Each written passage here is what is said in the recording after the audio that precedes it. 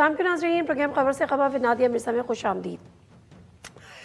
8 अक्टूबर से जो legal team के एक अहम रुकन PTI के लीगल टीम के इमरान खान की इंतज़ार पंजोता साहब, वो 8 अक्टूबर से लापता थे।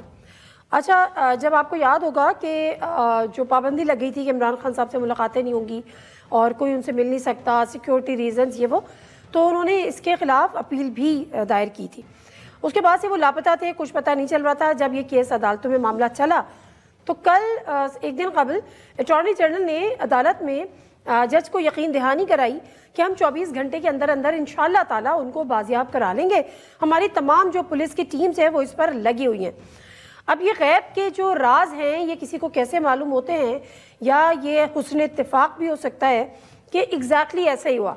बिल्कुल उसी तरह जब फैसल वारिया साहब ने कहा था कि कल बुशरा बीबी रिहा हो जाएंगी और बुशरा बीबी रिहा हो गई, लेकिन बहरहाल इंतज़ार पंजोता साहब भी बाजियाब हो गए या बाजियाब करा लिया गया। लेकिन किस हाल में कराया वो फुटेज हमने भी देखी, आपने भी देखी। रात को वो सोशल मीडिया पर आई, उसके बाद तमाम चैनल पे हर जगह वो चलती भी रही। लेकिन जो PTA जिस तरह जो बताया गया, जो ड्रामाई अंदाज में उनकी बाजियाबी हुई और जो कुछ बताया गया कि जी इक़वा बराए तावान का केस था, 2 करोड़ रुपए मांगते रहे, इस तरह से मुश्तबा हालत में गाड़ी देखी बगैर नंबर प्लेट की तो ये हुआ वो हुआ, फिर उनको गिरफ्तारी पकड़ने की कोशिश की, वो फायरिंग करते हुए शायद पैदल ही फरार हो गए। बहरहाल PTI उसको मानने को तैयार नहीं है। हम कौन होते हैं मानने या ना मानने वाले। सलमान अकरम राजा साहब जो कि सेक्रेटरी जनरल है, वो क्या कह रहे हैं इस हवाले से, जरा शॉर्ट क्लिप है, सुनते हैं। जिस हालत में और जिस ड्रामे के जरिए उनको बाजियाफ्त किया गया ये शर्मनाक है, और हमसे ये तवक्को है कि हम अच्छे बच्चे बनकर सर झुकाकर मुती और फर्माबरदार हो जाएं। आज हमारे सामने एक वहशत ज़दा चेहरा है, उस शख्स का चेहरा है जिसने इमरान खान का साथ दिया, जो एक कानून का तालिब इल्म है, कानूनदान है। एक झूठे एनकाउंटर के जरिए कहा गया कि हमने उनको बाजियाब किया है, मगवी जो था उससे तावान मांगा गया। यहाँ ये हकीकत है कि खानदान से किसी ने कभी 1 रुपया भी 4 हफ्तों के दरमियान नहीं मांगा। असल अगवाकार कौन है आप और मैं जानते हैं। बहरहाल ये सूरत हाल है। PTI के इस पर लाएमल क्या होगा? PTI के एहतजाज की तैयारी कर रही है। अली अमीन गंडापुर साहब ने उसका एक ऐलान कर दिया है और कहा है कि सर पे कफन बांध के निकलेंगे वगैरह वगैरह। इस पर हम ज़रा बात करेंगे, लेकिन उससे पहले वो खबर तो हमने सुनी होगी कि घर का बेदी लंका ढाए, और आज कल उसका हमने अमली मुजाहरा भी देख लिया जब कैप्टन सफदर साहब खुद मुस्लिम लीग नून के जो पार्टी है, मतलब मरीम नवाज साहिबा के CM पंजाब जो है उनके वो हस्बैंड हैं, और वो एक जगह पे पता नहीं एक बात कर रहे थे, किसी इज्तिमा में थे, जलसे में थे, लेकिन हैरत हुई कि वो ये क्या कह रहे हैं। जरा सुनिएगा, मैं सुनाना चाहती हूँ कि कैप्टन सफदर साहब खुद क्या फरमा रहे हैं। नवाज शरीफ का इलेक्शन वोट से नहीं आ रहा, चोरी हुआ इलेक्शन, और किन्होंने चोरी करवाया? जो नवाज शरीफ को लंदन से लेके आए। लगाओ इस, जब लोगों को ये पता है यार क्या लोगों की खिदमत करनी, खिदमत करोगे कुछ नहीं मिलेगा। जहाँ खिदमत करनी है वहाँ सलूट करते रहो, असेंबलियां भी मिलेगी, सेनेट भी मिलेगा, पार्टी भी मिलेगी, इलेक्शन भी बन जाएगा। अब जुनैद शाह साहब जीते हुए हैं, मगर रात को इनको 47 नंबर प्लेट नहीं मिली।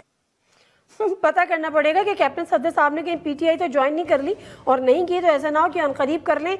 वो जिस किस्म की बातें कर रहे हैं वो इशारे तो कम से कम यही मिलते हैं। बट एनीवेज हम इस पर बात करेंगे शेख वकास अकरम साहब से, जो कि इंफॉर्मेशन सेक्रेटरी हैं सब PTI के, और उनसे बात करेंगे कि एक तरफ खबरें डील की भी हैं, दूसरी तरफ हालात ये भी हैं PTI करने क्या जा रही है, और क्या वाकई कोई बड़ा एहतजाज या जिसको कहना चाहिए कि फाइनल कॉल कोई प्रोटेस्ट की दे सकती है। बात करते हैं जी। अस्सलाम वालेकुम शेख वकास अकरम साहब। जी वालेकुम सलाम।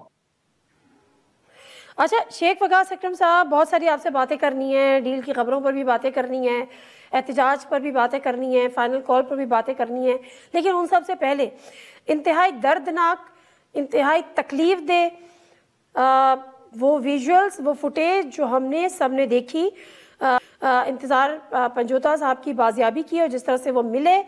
और पहले तो ये बताएं कि जो उनकी जिस तरह से वो मिले और बाद में जो कुछ PTI का मौक़िफ़ है, उससे कबल जब ये लापता हुए थे 8 अक्टूबर को, बता रहे थे कि उसके बाद से कुछ पता नहीं चला, तो उससे पहले कौन से ऐसे चीज़ें हुई जो इनकी गुमशुदगी का बायस बन सकती थी या बनी, प्लस جو تاوان کی بات ہوئی ہے کیا ان کی فیملی سے رابطہ کر کے تاوان طلب کیا گیا تھا؟ دیکھیں پہلی بات تو یہ ہے کہ کوئی ایسی انہونی چیز نہیں تھی جو ان کی غمشدگی کا باعث بنی، صرف ان کی عمران خان صاحب سے قربت، کیونکہ وہ عمران خان صاحب کے فوکل پرسن تھے اور اندر سے پیغامات جو تھے بحیثیت فوکل پرسن انہی کا کام تھا، وہ باہر آتے تھے اور لوگوں کو بریف کرتے تھے، خان صاحب کے وکیل تھے، خان صاحب کے کیسز میں پیش ہوتے تھے، وکلا کی جو ٹیمیں ہیں ان کے ساتھ لیزون کرتے تھے، اور بس یہی ان کا گناہ تھا کہ وہ عمران خان صاحب کے وکیل تھے جو کہ باقی وکیلوں کو آرگنائز کر رہے تھے اور فوکل پرسن تھے، اس سے زیادہ تو کوئی بات نہیں ہے۔ اور میرے خیال میں یہ جو حکومت وقت ہے ان کو بھی اسی بات کی تکلیف تھی کہ یہ کون ہے جو ساری چیزیں جو ہے وہ لیز کر رہا ہے اور آرگنائز کر رہا ہے اور پیغام پہنچا رہا ہے، اسی کی سزا دی گئی ہے انہیں۔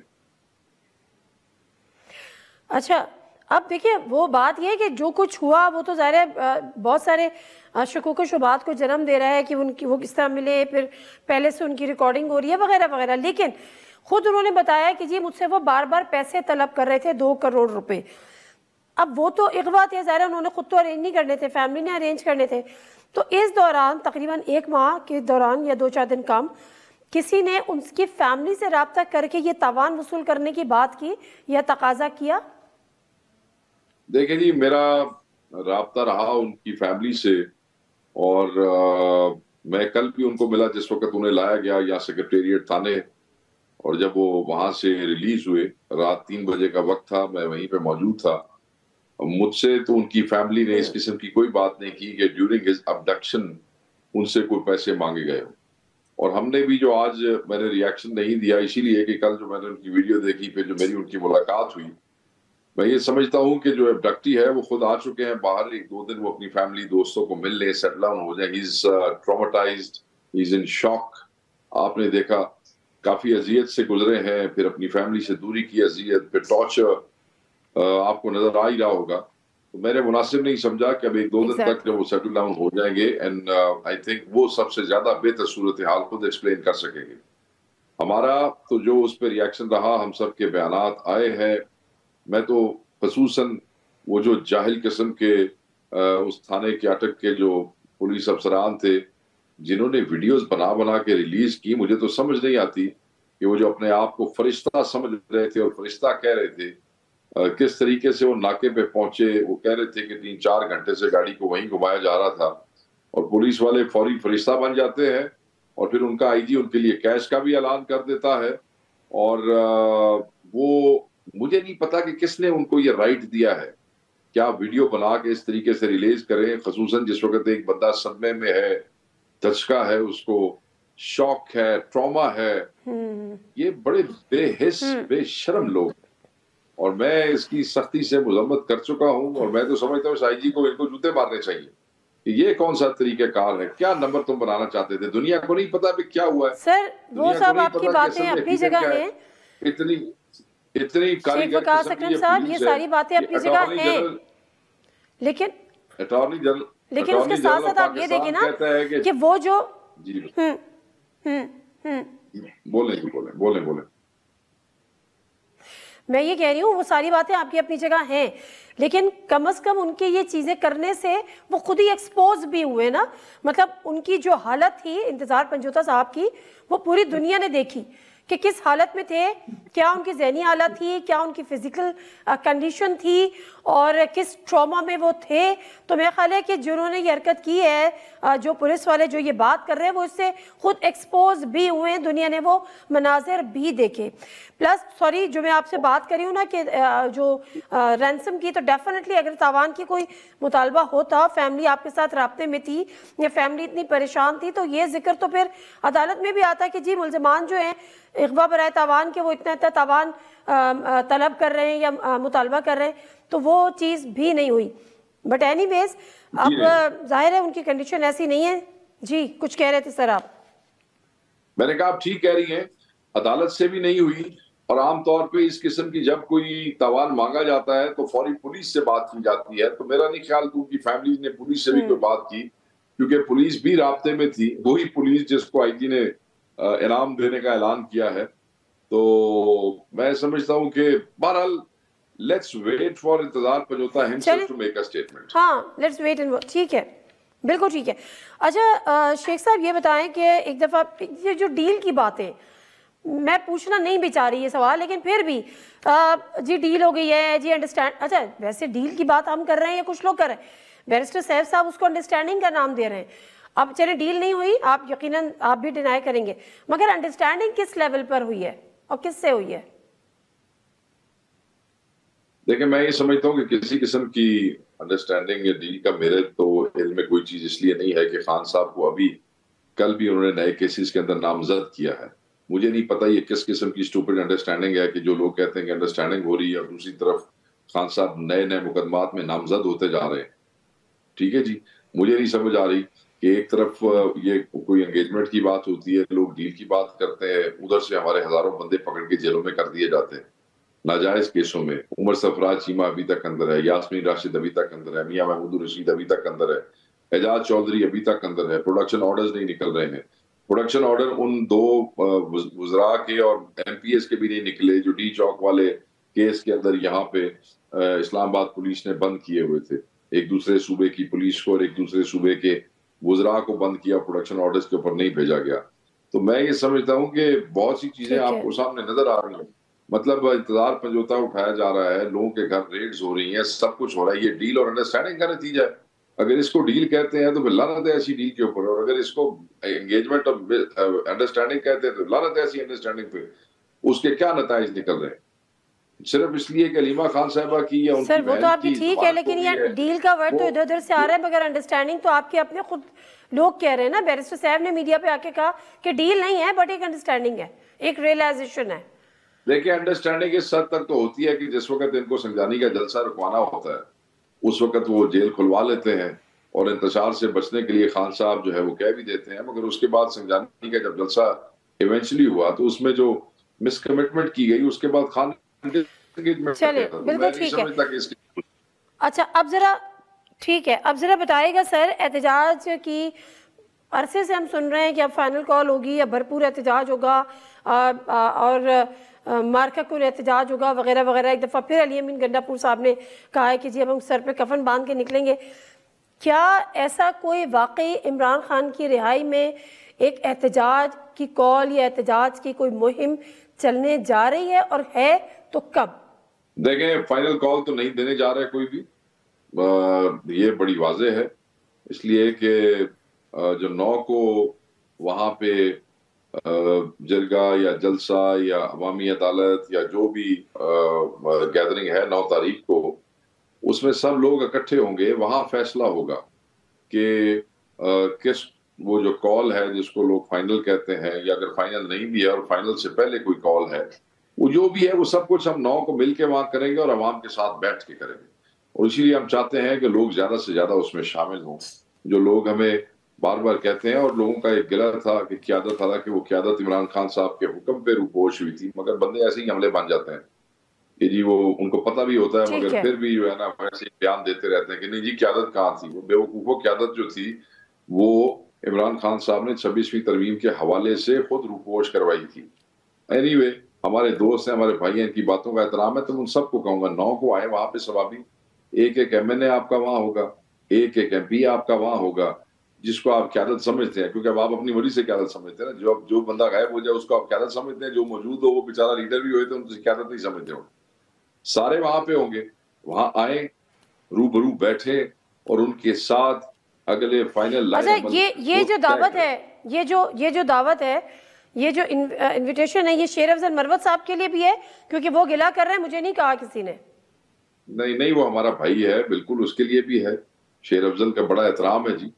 देखिए पार्टियों में छोटे मोटे मामला आपस में चलते रहते हैं, मगर वो हमारे भाई हैं, बिल्कुल वो भी होंगे वहां पे, क्यों नहीं होंगे? उनका सब होंगे। हमें तो एक एक आदमी चाहिए जी, एक एक आदमी चाहिए जो हमें मशवरा भी दे, उस लाए अमल का हिस्सा बने और फिर उसको ओन करे। सिर्फ बैठ के मशवरे ना दे दूर से, बल्कि उसके अंदर बैठे ना, और फिर हमसे ये कमिटमेंट भी करे कि हमारे साथ फील्ड पे जाएंगे, उस सारे प्रोसेस को ओन करे, सिर्फ मशवरों की हद तक ना रहे। बिल्कुल ठीक है, बहुत शुक्रिया। बहुत दे दिए, احتجاج لوگوں نے بھی بہت کر لیے. اب آپ سب مل کے ایک ہم گرینڈ چیز کرتے ہیں, کیونکہ جیسے راجہ صاحب نے کہا تھا کہ 10-15 ہزار بندوں سے نہیں نکل سکتا, جو حکومت کو نہیں اس میں گھٹنے ٹکائے جا سکتے ہیں, تو آپ کو یو نیڈ اے گرینڈ. بالکل ٹھیک ہے. جو اپنے آپ کو لیڈر فائنلی ان کا ایک امتحان کا وقت آ گیا ہے. دیکھتے ہیں کہ کتنے ایم این ایز وہ لیڈرشپ چاہے سیکنڈ ٹیئر کی ہو, تھرڈ ٹیئر کی ہو, کتنی باہر نکلتی ہے اور کتنا عوام کے ساتھ وہ بھی قربانی دینے کو تیار ہے. تھینک یو ویری مچ شیخ فقاز اکرم صاحب. بات وہی ہے کہ انتظار پنجوتا صاحب کے حوالے سے جو بات کی گئی ہے تاوان کی اور اس کی وہ جب خود ہی تھوڑا سا اسٹیبل ہوں گے, بیکاز رائٹ ناؤ از ٹراماٹائزڈ, جب وہ اسٹیبل ہوں گے, جب وہ اس بات کرنے کی پوزیشن میں ہوں گے تو خود ان کلیئرٹی ہوگی. لیکن ظاہر ہے جو اس وقت کی جو چیزیں ہیں یا جو ہمارے سامنے آئی ہیں وہ لگتا نہیں ہے کہ کوئی تاوان کا کیس تھا, ادروائز عدالت کو ڈیفینیٹلی انٹیمیٹ کیا جاتا اور پھر تفتیش کا رخ ادھر بھی موڑا جاتا. مظہر عباس صاحب سے بھی ذرا بات کریں گے, ان کا تجزیہ بھی جانیں گے. یہی تمام چیزیں جو ڈیل کی بھی بات ہو رہی ہے, انتظار پنجوتا صاحب کی اس طرح سے بازیابی, پلس کچھ جگہوں سے اب خبریں آ رہی ہیں جس کا اندیشہ عمران خان صاحب کو بھی تھا کہ جی شاید میرا کیس جو ہے وہ ملٹری کورٹس میں چلایا جائے. اب کچھ خبریں ایسی آنی شروع ہو گئی ہیں کہ ایک حکومت کوئی اہم قانون سازی بھی کرنے جا رہی ہے. کل اسمبلی کا اجلاس بھی طلب کیا گیا ہے. انسداد دہشت گردی ایکٹ کی جو ترمیم تھی اس میں جو ایڈیشن تھا وہ بھی ہونے جا رہا ہے. Let's see. مظہر عباس ہمارے ساتھ بریک کے بعد موجود ہوں گے. Stay with us.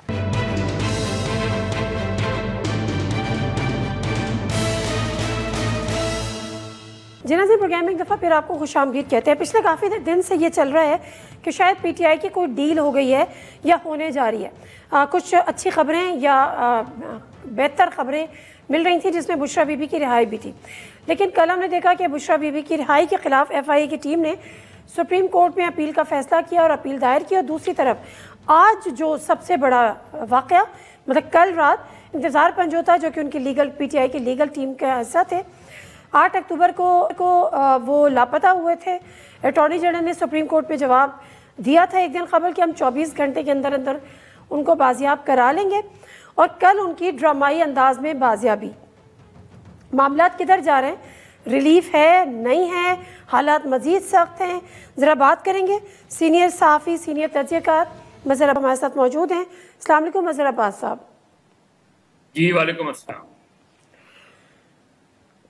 مظہر عباس صاحب فرمائیے گا, یہ جو ڈیل ویل یہ سب باتیں میں آپ سے بعد میں پوچھوں گی ہے یا نہیں, لیکن جس طرح سے کل انتظار پنجوتا صاحب کی جو 8 اکتوبر سے لاپتہ تھے بازیابی ہوئی ہے اور جو کچھ سامنے بتایا جا رہا ہے تمام تر جس طرح سے پیش کیا گیا, آپ اس کو منون آپ کا ذہن تسلیم کرتا ہے؟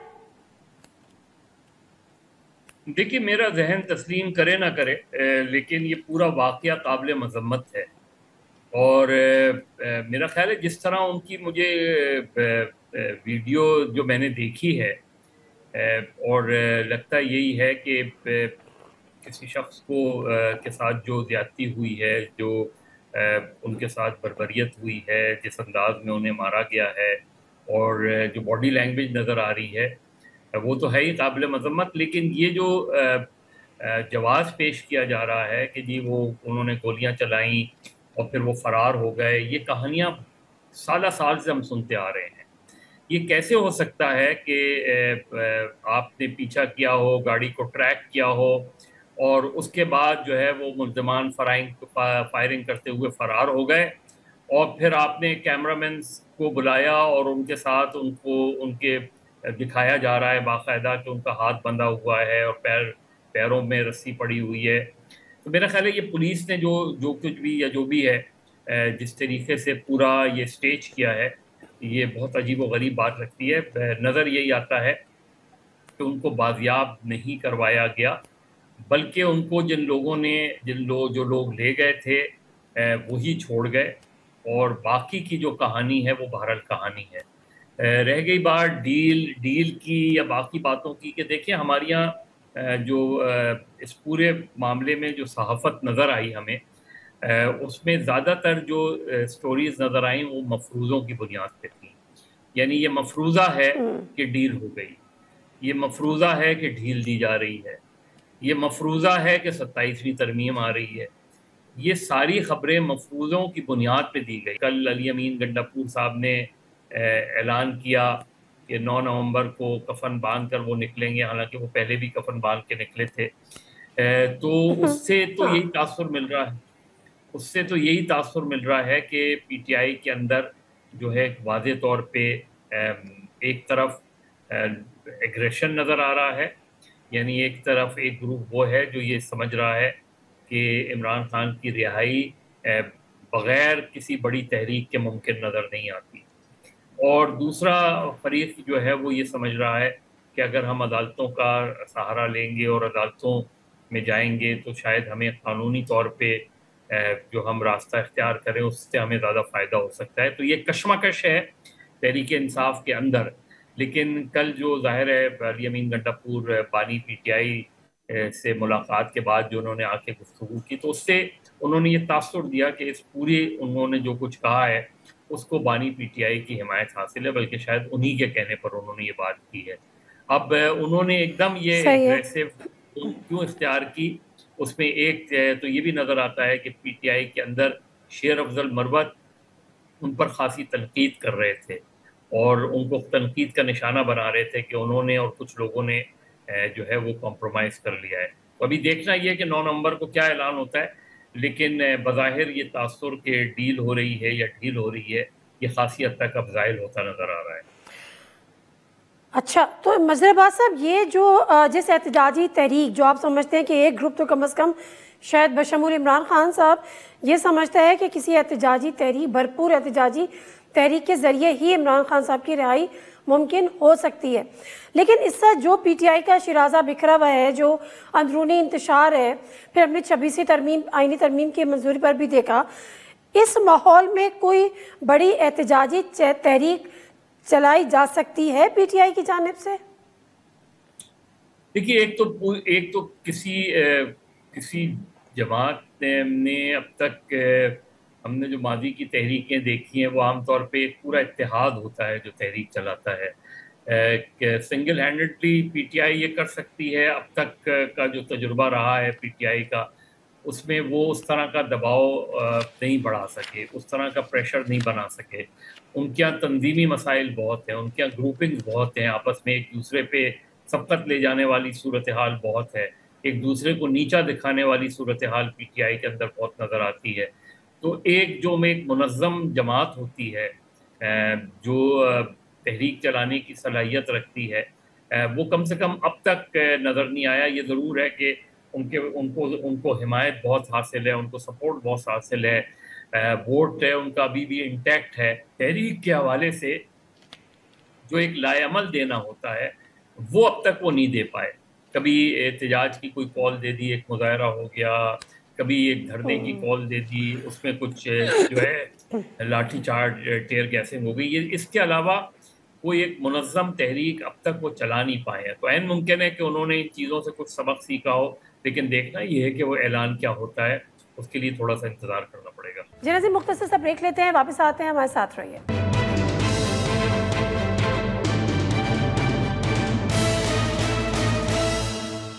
جی ناظرین، پروگرام میں ایک دفعہ پھر آپ کو خوش آمدید کہتے ہیں. اچھا سر، ایک چیز اور ہے، تھوڑا سا وقت آپ کا چاہوں گی. یہ جو انسداد دہشت گردی ایکٹ، اب اس میں فردر آپ کو پتہ ہے کہ ایک بل پیش ہوا، منظور بھی ہوا، قائمہ کمیٹی کے حوالے چلا گیا، ممکن ہے کہ آئندہ سینٹ سے بھی ہو جائے، اس کے بعد یہ آرڈیننس بن جائے، یہ ایکٹ آ جائے. سر، اس میں مزید انہوں نے کہا کہ کسی بھی مشتبہ شخص کی گرفتاری ہو سکتی ہے، اس کو قانونی قرار دیا جائے گا، 3 مہینے سے ہٹا کے 6 مہینے تک اس کو گرفتار رکھ سکتے ہیں. اس کی ضرورت کیوں پیش آئی ہے حکومت کو اس موقع پہ؟ کیا وجہ واقعی صرف اور صرف دہشت گردی ہے اس کے پیچھے؟ دیکھیں، جو دہشت گردی ہے اس میں تو کوئی شک نہیں ہے کہ دہشت گردی ملک میں ایک دم پھر سر اٹھا رہی ہے، اور چاہے وہ بلوچستان ہو یا خیبر پختونخوا، سابقہ فاٹا کے علاقے ہوں، اس میں جس تیزی سے دہشت گردی کے واقعات ہو رہے ہیں اس میں تو کوئی شک نہیں ہے کہ وہ صورتحال بڑی سنگین ہے. لیکن اگین ہم نے دیکھا ہے کہ دہشت گردی کا جو قانون 1997 میں لایا گیا تھا وہ بھی اسی مقاصد کے لیے لایا گیا تھا کہ دہشت گردی کو ختم کیا جائے. لیکن پھر ہم نے دیکھا کہ اس کو سیاسی مخالفین کے خلاف استعمال کیا گیا، اور اب بھی یہی شکوک و شبہات پیدا کیے ہو رہے ہیں کہ شاید اس کو بظاہر تو اس طرف رکھا جائے گا لیکن اس کو سیاسی مخالفین کے خلاف بھی استعمال کیا جائے گا. دیکھیے بلوچستان کی بڑی نازک صورتحال ہے. بلوچستان میں جو ایک طرف سیپریٹسٹ ہیں اور دوسری طرف قوم پرست ہیں. اگر آپ اختر مینگل جیسے شخص کے خلاف بھی دہشت گردی کا مقدمہ قائم کریں گے تو اس کو آپ دہشت گردی کے زمرے میں لیں گے یا سیاسی زمرے میں لیں گے؟ اسی طرح مہرنگ بلوچ کے پاس مہرنگ بلوچ کسی دہشت گردی کے واقعات میں ملوث نہیں ہوئی ہیں. وہ آج بھی جو ہے وہ پاکستان کی قومی سیاست کی ہوئی بات کرتی ہیں. تو اگر ان کے خلاف آپ دہشت گردی کا مقدمہ کریں گے تو اس کو ہم دہشت گردی کے زمرے میں لیں گے یا سیاست کے زمرے میں لیں گے؟ تو میرا خیال ہے یہ ایک باریک سی لائن ہے اور اس لیے اس میں احتیاط کی ضرورت ہے. ویسے بھی جب لوگوں کو اس طرح کے واقعات میں گرفتار کیا جاتا ہے تو ان کی گرفتاری کو ہفتوں اور مہینوں کے بعد شو کیا جاتا ہے. اب آپ قانونی طور پہ اگر کسی کو 3 مہینے یا 6 مہینے اپنے پاس رکھیں گے اور بعد میں پتہ چلے گا کہ اس کا کوئی قصور نہیں ہے تو اس کا ذمہ دار پھر کون ہوگا؟ تو میرا خیال ہے یہ ہمارے یہاں مس یوز آف اتھارٹی جو ہے اور مس یوز آف لا جو ہے اس کی ایک پوری تاریخ رہی ہے. اس لیے اور یہ بنیادی انسانی حقوق کے بھی خلاف بات ہے اس میں. تو میرا خیال ہے ایک نازک چیز ہے. اس کو تمام جو سول سوسائٹی ہے وہ اس قانون کو اور خود مسلم لیگ نون اور پیپلز پارٹی کی حکومتیں اور جماعتیں ماضی میں جب عمران خان کے دور میں لوگوں کو اسی طرح 90 روز کے بند کرنے کے لیے نیب کو پاور دی جا رہی تھی اور جو اس کی شدید طور پہ مخالفت کی گئی تھی. تو آج وہ چیز کیسے درست ہو سکتی ہے؟ اس کو دیکھنا پڑے گا. میرا خیال ہے اگر اس طرح کے دہشت گردی کے خلاف مقابلہ کرنا ہے تو ایک منظم طور پہ اور قومی سطح پہ مقابلہ کرنا پڑے گا جس میں اپوزیشن کا انپٹ بھی ضروری ہے. ٹھیک ہے سر، آخری سوال یہ کہ ڈیل کی جو ادھر ادھر سے باز گشت تھی یا جو گونج تھی خبریں تھیں اس کی تو آپ نفی کر رہے ہیں کہ ایسا کچھ نہیں ہے جو حالات و واقعات دیکھ بھی ہم رہے ہیں. اب رہ گیا عمران خان صاحب کا کیس. بارہا یہ باتیں ہوئی، خود عمران خان صاحب کئی دفعہ کہتے ہیں کہ جی آپ ملٹری کورٹس میں بھی لے جائیں لیکن میں اپنے وہیں میری پوزیشن وہیں ہوگی جو آج ہے. کیا ابھی بھی یہ تلوار خان صاحب کے سر پہ لٹک رہی ہے کہ ان کا کیس جو ہے وہ ملٹری کورٹس میں ہی چلے گا؟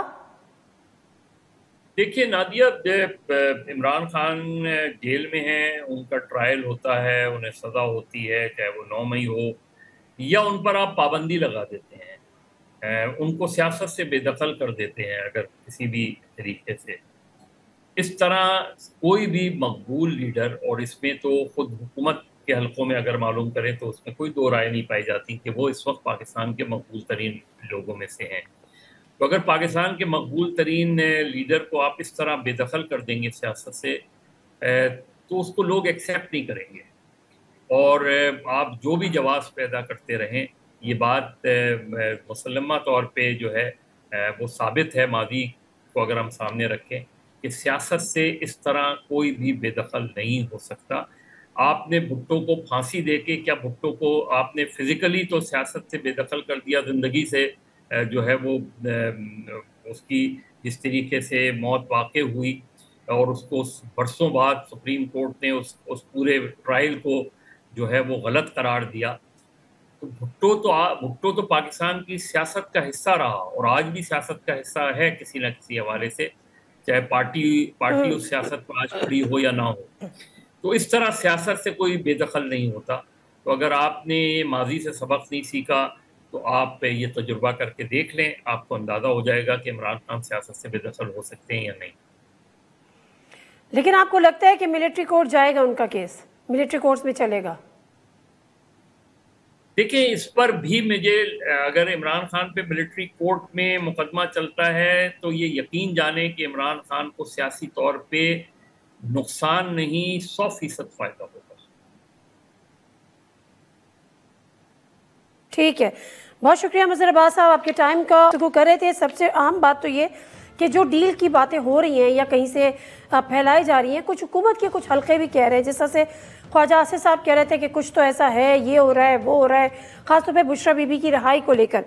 लेकिन उसके बाद इस तासुर को ज़ाइल करने में वो खबर सामने आई कि जो FIA की टीम थी उसने जो बुशरा बीबी की ज़मानत थी और उसके बाद रिहाई थी उसको चैलेंज कर दिया, अपील कर दी सुप्रीम कोर्ट में। तो ये तासुर तो कम अज़ कम काफ़ी हद तक ज़ाइल हो रहा है। बाकी रह गया जिस तरह से कल इंतज़ार पंजोता की जो बाजियाबी हुई है, और कोई भी ज़ी शऊर शख्स उस कहानी को ज़हनी तौर पे मानने को तैयार नहीं है।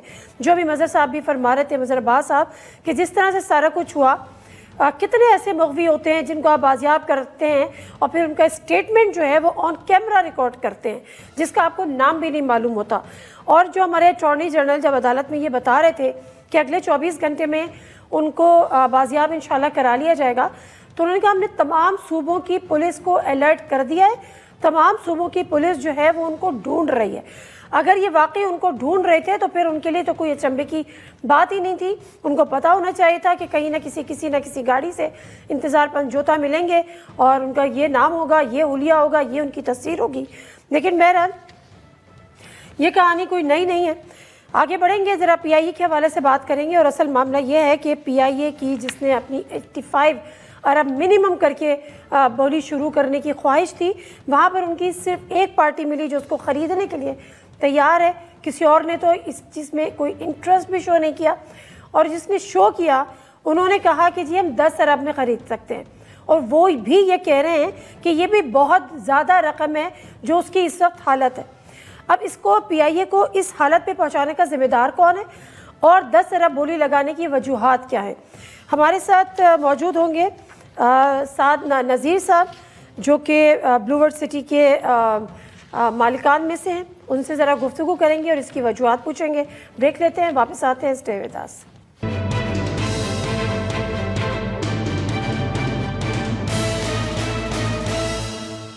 जी नाज़रीन, प्रोग्राम में एक दफ़ा फिर आपको खुश आमदीद कहते हैं। फैज़ अहमद फैज़ साहब किसी अच्छे वक्तों में लिख गए पाकिस्तान इंटरनेशनल एयरलाइन के लिए कि बाकमाल लोग और लाजवाब सर्विस, और आज सूरत हाल ये है कि पाकिस्तान का कौमी असासा, पाकिस्तान की शनाख्त, पाकिस्तान इंटरनेशनल एयरलाइन बराए फ़रोख्त है। इसका सेहरा किसके सर जाता है हमें और आपको सबको मालूम है, लेकिन जिनके सर जाता है वही आज इससे जान छुड़ाने की तैयारी कर रहे हैं। डेफिनेटली हमारी हुकूमतों के जिस तरह से उसका इस्तेमाल किया गया, सियासी भर्तियाँ उसमें की गई, करप्शन किए गए, जो जो चीज़ें हमारे सामने वक्तन फ़वक्तन आती रहीं, और आज हालात इस नहज पर पहुँच गए हैं कि हम उसको बेचना चाह रहे हैं और कोई ख़रीदने को तैयार नहीं है। जो फ़िलहाल की इंफॉर्मेशन है उसके मुताबिक निजकारी कमीशन ने इब्तदाई तौर पर 6 बोली दहंदगान को अहल करार दिया। 30 अक्टूबर को 6 में से सिर्फ एक कंपनी ने अपनी बोली जमा कराई। निजकारी कमीशन ने PIA की रिजर्व कीमत 85 अरब 3 करोड़ रुपए रखी। 31 अक्टूबर को PIA के 60% हिस्से की बोली लगी और वाहिद बोली दहंदा ब्लूवर्ड सिटी कंसोर्शियम ने 10 अरब रुपए की लगाई। 1 नवंबर को यानी ये खबर आने के बाद KP हुकूमत मैदान में आई और उन्होंने इसमें ख़रीदारी की दिलचस्पी जाहिर कर दी। उनका जी बहुत कम है, हमसे बात करें। अभी ये बात ख़त्म ही हुई थी कि नवाज शरीफ साहब ने अमेरिका में बैठकर कहा कि मरीम नवाज भी PIA ख़रीदने में ख्वाहिशमंद है, तो मैंने उनसे कहा है कि गौर खोज करें, आप बिल्कुल ख़रीद सकती हैं और उसका एयर पंजाब उसका नाम रख देंगे। जबकि आज मरीम औरंगज़ेब ने उसकी बहरहाल तरदीद कर दी है। अब लेट्स सी कि मरीम औरंगज़ेब ठीक है या नवाज शरीफ साहब ठीक कह रहे थे। लेकिन उसके साथ साथ आज जो वफाकी वज़ीर निजकारी अब्दुल अलीम खान ने भी सूबों को शेयर्स खरीदने की पेशकश कर दी। उन्होंने कहा भाई ज़्यादा जो बोली पैसे लगाएगा उसको हम बेच देंगे। लेकिन कौमी एयरलाइन PIA की निजकारी का अमल ताहाल नामुकम्मल है। अब 10 अरब रुपए क्यों लगाए 85 बोली पर, जो इतने असासे हैं, जो सारी चीज़ें हैं, क्या जहन में है? इस वक्त हमारे साथ मौजूद हैं चेयरमैन ब्लूवर्ड सिटी साद नज़ीर साहब, उनसे हम गुफ्तगू करते हैं। अस्सलाम वालेकुम साद नज़ीर साहब, चेयरमैन ब्लूवर्ड सिटी। वालेकुम सलाम जी, क्या हाल है आपके? खैरियत से हैं जी? साद नज़ीर साहब, आप क्या करते हैं? मतलब एक पाकिस्तान की असासा, पाकिस्तान की कौमी एयरलाइन क्या हो गया? खसारे में है? क्या हो गया? उसके असासे ख़राब पड़े हुए हैं? क्या हो गया? उसके तैयारे चलते नहीं हैं, उसके पास रूट्स नहीं हैं, पायलट्स के पास डिग्रीज जाली हैं, क्या हो गया? तो कोई बात नहीं, तो आप 85 अरब की बोली आप एक्सेप्ट कर लेते हुकूमत की। क्या वजूहात थी जो आपने 10 अरब लगा दी और अब आप कह रहे हैं कि 10 अरब भी बहुत है? جی ایسے ہی ہے. میں کل سے بہت سارے، بلکہ جس دن سے یہ بولی والا عمل شروع ہوا ہے تو بہت سارے لوگ بہت ساری گفتگو کر رہے ہیں، اور ریالٹی یہ تھی کہ 6 بڈرز نے پیپرز اپلائی کیے تھے، اور اس کے بعد 2 دفعہ گورنمنٹ نے انہیں موقع دیا اپیئر ہونے کے لیے، اور ان میں سے کوئی بھی موقع پہ نہیں آیا، and we were the only one both times to appear. تب یہ سارے جو نئے نئے پی آئی اے کی محبت میں افراد سامنے آ رہے ہیں، سابقہ پرائم منسٹرز بھی ہیں، موجودہ چیف منسٹرز 2 صوبوں کے، ان کی خبریں آ رہی ہیں کہ وہ انٹرسٹڈ ہو گئے ہیں ایک دم سے پی آئی اے میں، اور کچھ بزنس مین بھی اب بولیاں لگا رہے ہیں. تو پیپر کسی نے نہیں جمع کروائے، ارنسٹ منی کسی نے نہیں جمع کروائی، عشق سب کو ایک دم پی آئی اے سے ہو گیا ہے، اور تمام ان افراد کو ہو رہا ہے جو پی آئی اے کے انجام کے ذمہ دار ہیں. بہرحال یہ ایک سیپریٹ بحث ہے، اس میں نہیں پڑھوں گا، لیکن ان کے عشق آپ نہ پڑھیں، لیکن this is the reality. This is the reality. تو انفارچونیٹلی جی کہ وہ اب ہماری بڈ کو ڈی گریڈ کرنے کے لیے ایک خریدار کوئی بھی نہیں آیا، اور ہماری بڈ کو ڈی گریڈ کرنے کے لیے اب لوگ طرح طرح کی گفتگو کر رہے ہیں. ریالٹی یہ ہے، میں ایک دفعہ دوبارہ رپیٹ کرتا ہوں کہ پی آئی اے کا 800 بلین کا ایکیومولیٹڈ لاس تھا. پرائیویٹائزیشن کمیشن نے یا پی آئی اے نے خود یہ ڈیسیژن لیا کہ ایک ہولڈ کو کمپنی کریٹ کی گئی، اس میں 600 بلین کی لائبلٹی شفٹ کر دی گئی، اور پی آئی اے کے تمام قیمتی ایسٹس جو ہیں اس میں شفٹ کر دیے گئے. جو کمپنی انہوں نے فار سیل کی اس میں بھی 200 ارب کی 203 ارب روپے کی سٹل لائبلٹی تھی، اور ایسٹس اس میں کوئی قابل ذکر نہیں تھے. 10-11 ارب روپے کی پراپرٹیز ہیں، اور ان میں سے بھی 2-3 پراپرٹیز انڈیا میں ہیں جو ایکسیسیبل ہی نہیں ہیں کسی کو، نہ آپ انڈیا جا سکتے ہیں نہ ان کو ایکسیس کر سکتے ہیں. 1-2 پراپرٹیز دیگر ممالک میں، ان کی بھی ایکسیسیبلٹی یا وائبلٹی ڈیفیکلٹ ہے. یعنی 10-11 ارب روپے کے ٹینجبل ایسٹس تھے. باقی ایسٹس یہ گن رہے تھے 2 چیزوں کو، ایک یہ طیاروں کو گن رہے ہیں، وہ طیارے جو مارچ 2025 میں تمام کے تمام فلیٹ گراؤنڈ ہونے جا رہا ہے، اور ان کی میجر مینٹیننس ریکوائرمنٹ ہے. اربوں روپے کا اس پہ خرچہ ہوگا تو وہ طیارے اس قابل ہوں گے کہ وہ دوبارہ اڑیں، ورنہ ان کی 2025 میں فلیٹ کو گراؤنڈ کرنے کی تیاری ہے. جیسے پی آئی اے کی طرح، جس طرح یہ پاکستان سٹیل مل نہیں آج تک بیچ سکے اور وہ ساری بند ہو گئی، سارے ملازمین فارغ ہو گئے، یہ پی آئی اے بھی اسی رستے پہ جا رہی ہے. تو ایک یہ طیاروں کو ایسٹ گن رہے تھے، اور دوسرا ایسٹ انہوں نے گنا ہوا تھا ان روٹس کو جو روٹس آپ کو ایکسیسیبل ہی نہیں ہیں. وہ تمام روٹس پی آئی اے کے بند کر دیے گئے ہیں. اس میں یورپ کے روٹس ہیں، اس میں یو کے روٹس ہیں. وہ مہربانی پی ٹی آئی گورنمنٹ کی تھی، غلام سرور خان صاحب کی تھی. تو یہ 2 چیزیں جن کو وہ ایسٹ گن رہے، ٹینجبل ایسٹ تو صرف 10-11 ارب روپے کی پراپرٹی ہے، اور اتنی ہم نے ان کو بڈ لگا دی. سر دیکھیں، آپ نے یقیناً کوئی جی سوری میں آپ کی بات کٹ رہی ہوں، آپ نے یقیناً اپنی کیلکولیشن کی ہوگی. ڈیفینیٹلی جب مارکیٹ میں اس کا کوئی بائر ہے ہی نہیں، ادارے کی صورتحال حالات اس نہج پر پہنچ گئے ہیں، تو کسی کو کیا پڑی ہے کہ میکسیمم یا پتہ نہیں اپنے آپ کو لاس میں ڈال کے کوئی بڑی سے بڑی بولی لگا دے. اس کے علاوہ اب لیکن ایک چیز اور، ایک سوال آپ سے اور بنتا ہے. چلے ٹھیک ہے، مان لیا کہ پی آئی اے انتہائی خسارے میں ہے، اس کا فلیٹ گراؤنڈ ہونے جا رہے ہیں، اڑنے کے قابل نہیں ہے، کچھ بھی نہیں ہے، خسارہ ہے and everything. So why are you interested? نہ خریدیں. بہت اچھی بات ہے جی. اس میں 2 چیزیں آپ کو الگ الگ بتا دوں. ایک پہلی بات یہ کہ why are you interested? Being a Pakistani ہو بلیوز، بینگ اے مسلم ہو بلیوز کہ مسلمانوں کی ریوائول کی آپ صلی اللہ علیہ وسلم نے بہت ساری بشارتیں دی ہوئی ہیں، وہ اس علاقے سے، اس خطے سے شروع ہونا ہے. اور آج کے دور میں اس ریوائول، اس چینج کی بنیاد ایک اکنامک ریوائول ہی بن سکتا ہے. آج کے دور میں آپ جنگیں نہیں لڑ سکتے، آج کے دور میں آپ دوسروں پہ حملہ آور نہیں ہو سکتے.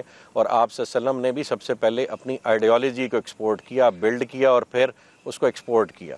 ہم being a Pakistani, being a firm believer, یہ سمجھتے ہیں کہ اس ملک نے اپنے پیروں پہ کھڑے ہونا ہے، تو ہر وہ موقع جہاں پہ اس ملک کو اپنے پیروں پر کھڑے کرنے کا ہمیں میسر ہوگا، ہم ضرور اس میں پارٹیسپیٹ کریں گے. پہلی بات تو یہ آپ کے اس سوال کا جواب ہے. لوگوں کو یہ پسند آئے گفتگو یا نہ آئے، یہ ریالٹی ہے. کچھ لوگ یقین اور توکل سے بھی چلتے ہیں. الحمدللہ ہم چاہتے ہیں کہ اللہ پاک ہمیں ان میں گنے اور ہمیں یہ موقع دے کہ یہ ملک اپنے پیروں پہ کھڑا. ٹھیک ہو گیا جی. اسی لیے ہم اٹامک سٹیٹ بھی بنے نا، ورنہ ان حالات میں تو ہمارے اٹامک سٹیٹ بھی بننے کے کوئی ایسے پیرامیٹرز نہیں تھے، لیکن اللہ پاک نے بنایا جو کہ اللہ پاک آپ کو سروائیو کرانا. وہ تو پھر بھی شاید اس وقت بن گئے، اب اگر بننا ہوتا تو اب تو شاید ہم پیچھے ہٹ چکے ہوتے. لیکن افراد ہی آئیں گے نا، افراد ہی آئیں گے نا میڈم, اوپر سے فرشتے تو نہیں آئیں گے. ہم میں سے آپ میں سے لوگوں نے کھڑے ہونا ہے اس ملک کے لیے. باہر سے انڈینز نے تو نہیں آ کے قربانیاں دینی, نہ اسرائیلیوں نے دینی. اب تو مسلمان غزہ میں مسلمانوں کو نہیں بچانے جا رہے, چلو اپنے ملک کو قوم کو تو بچانے کی کوشش کریں نا. تو اس لیے ہم آگے آئے. پھر دوسرا اس ریوائول پلان میں میری عرض سنیں, اس ریوائول پلان میں ہم یہ سمجھتے ہیں کہ ایویشن کا بہت بڑا رول ہے کسی بھی اکانومی کو کھڑا کرنے میں, اور اس کی ہماری قریب ترین ایگزامپل دبئی کی اسٹیٹ ہے. اٹس اے کنگڈم, لیکن انہوں نے جو اپنی کاروباری بنیاد ہے وہ ایئر لائنز پہ, ایویشن پہ, ایئرپورٹس پہ رکھی, اور اس کی بیسز پہ اپنی ریل اسٹیٹ انڈسٹری کو چلایا اور اپنی ٹورزم انڈسٹری کو چلایا.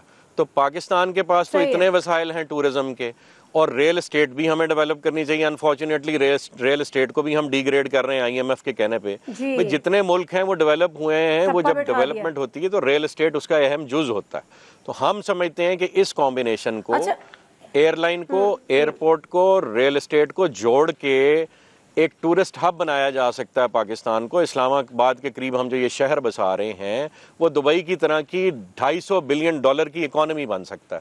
تو اس میں یہ 2-4 ارب اوپر نیچے کر کے یا 10-20 ارب اوپر نیچے کر کے, میں آپ کو ایک نیوز دے رہا ہوں کہ گورنمنٹ کہتی ہے 85 ارب روپیہ دو. ہم 85 ارب دینے کو تیار ہیں, لیکن گورنمنٹ ہمارے ساتھ بیٹھ کے نیگوشیٹ تو کرے. اس دن ہمیں گورنمنٹ کے جو آفیشلز تھے پرائیویٹائزیشن کمیشن کے, انہوں نے کہا جی 85 ارب روپیہ دیتے ہیں تو ہم آپ کو ایئر لائن دیتے ہیں, آپ نے جو بولی لگائی ہوئی ہے ہم نیگوشیٹ نہیں کریں گے, یا آپ یس کریں یا نو کریں, آپ کے پاس کوئی آپشن نہیں. تو اس حالت میں تو کوئی بھی نہیں دے گا. ابھی میں علیم خان صاحب کی پریس کانفرنس سن رہا تھا, وہ فرما رہے تھے کہ جی ہم, میں چاہتی ہوں کہ علیم خان صاحب کا ایک کلپ ہے وہ ذرا آپ سن لیں, ہمارے ناظرین بھی سن لیں, پھر آپ اس کا زیادہ بہتر ذرا جی سنائیں.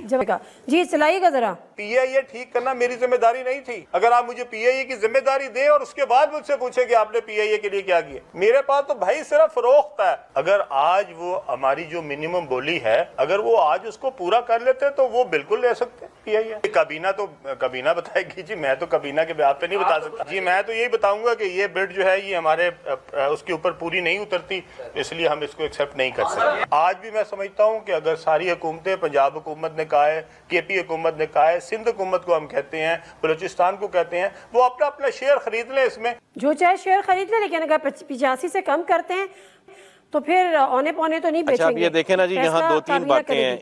2-3 باتیں. ایک طرف وہ حکومت وقت کو, ڈفرنٹ صوبوں کی حکومتوں کو جن کے پاس بہت سارے مالی وسائل ہیں, ان کو وہ آفر کر رہے ہیں کہ یار آپ سارے مل کے لے لیں, یعنی اتنی بڑی چیز ہے کہ کوئی اکیلا نہیں لے سکتا, آپ سارے مل کے شیئر لے لیں, تو اس کو چلاتے ہیں. یہ ایک سیپریٹ چیز ہے. یہ اہل علم کے لیے یہ گفتگو ہے کہ وہ سمجھیں اس بات کو کہ اتنی بڑی اینٹی ہے جہاں حکومتوں کی ریکوائرمنٹ ہے چلانے کی, اور پہلے 77 سال سے آپ کیا کر رہے ہیں, یہ ایک الگ بحث ہے. انہوں نے فرمایا کہ جی آج بھی وہ 85 ارب روپیہ دیتے ہیں تو ہم ان کو ایئر لائن دینے کو تیار ہیں. ہم علیم خان صاحب بلو ورلڈ سٹی کی طرف سے آپ کو آفیشیلی بھی خط لکھیں گے کہ ہم 30 ارب سے لے کے 85 ارب روپے تک کی پرائس پے کرنے کو تیار ہیں اگر آپ ہمارے ساتھ بیٹھ کے ٹرمز نیگوشیٹ کریں گے. مسئلہ کیا تھا اس دن میں آپ کو بتاؤں.